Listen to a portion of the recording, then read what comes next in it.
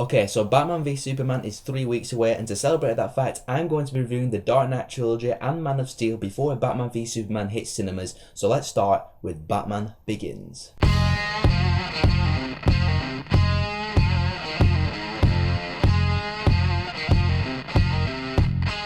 So as you all know, Batman Begins came out in 2005, it's directed by Christopher Nolan, and is the reboot of the Batman franchise. And I'm just going to get that out of the way right now. Before Batman Begins, this franchise was in some dire need of CPR. Yeah. Then along came Christopher Nolan, who took all the mythology and all the characters and went clear, boom! Batman Begins. Now me personally, I like a good origin story, especially comic book origin stories. And rewatching Batman Begins last night, I really loved seeing Bruce Wayne become the Batman. My big praise with Batman Begins is that it manages to balance so many different elements, and yet maintain a consistent movie in terms of tone and entertainment. Here's what I mean by that. In my analysis, Batman Begins is the most comic booky of the Christopher Nolan Dark Knight trilogy. I mean that in terms of the visual look of the movie, you know, like the designs of the buildings and the dark, wet back alleys that just look like something straight out of a comic book or even a Batman Arkham game. And also the story elements like Ra's al Ghul, who's immortal and he trains a centuries-old League of Shadows, and Scarecrow's fear toxin, which causes his victims to see lots of weird stuff like worms coming out of his face and whatnot. And my praise is that Batman Begins manages to balance all of these comic book style elements, yet maintain a grounded and believable tone for the universe it's trying to set up. I imagine that being a difficult balance to pull off, but this movie absolutely pulls it off. Never once did the supernatural Ra's al Ghul or Scarecrow's fear toxin hallucinations pull me out of it and have me call him BS. Going back to the comic booky visual style, I really do like the scenes that take place in the Narrows. Seeing the Narrows in Batman Begins instantly reminded me of the video game Batman Arkham Knight that came out last year, both in terms of like the designs and the looks of the buildings and the alleyways, and also the fear toxin plot point where everyone's going crazy with the hallucinations. Let's take a look at the story. The first half of this film is Bruce Wayne training and trying to conquer his fear and coming back to Gotham City and preparing to become the Batman. And the second half is him as Batman going around kicking ass and making a name for himself in Gotham and fighting off his first major villain who's hell-bent on destroying the city. And again, going back to balance, I thought it was a wise move to dedicate each half of the film to those particular plot points. It spent the right amount of screen time on the right amount of things, and it kept me engaged and entertained with the story throughout the entire 2 hour 20-minute runtime, and I was never bored once. Plus you got some really awesome moments in there, like that scene where Batman takes out all of Falcone's goons at the docks and he ends by ripping Falcone out the car and going, "I'm Batman." Then there's that scene in Arkham Asylum where that armada of bats just come flying in, and then Batman just like drops down through the bats and he just walks out, and then you have Hans Zimmer's epic Batman theme song playing in the background. You know, just to mention a few that inject the film with that much needed badassery. I want to talk about Liam Neeson. He plays Ra's al Ghul in this movie, and I thought he was a great villain. Mainly because he does not see himself as a villain. He wants to destroy Gotham City because it's all corrupt and all the bad guys get away with everything. It's interesting too because ultimately he wants what Batman wants, and that is justice. But of course his methods of delivering that justice are a lot different to Batman's, and that's what makes him our villain in this movie, and in my opinion at least, our great villain. Plus it's Liam Neeson as well. I mean, can you really go wrong with Liam Neeson? In the end, Batman Begins was the perfect start to the Christopher Nolan Dark Knight trilogy. It balances all the right elements to give us the most comic booky of the Dark Knight trilogy, yet still have a grounded and believable story, and sprinkled that in with great visual effects, great filmmaking, great performances from the whole cast, and an entertaining and engaging story with an exciting finale. Then you've got yourself what I consider to be a really good Batman movie. I give Batman Begins full marks, 5 out of 5.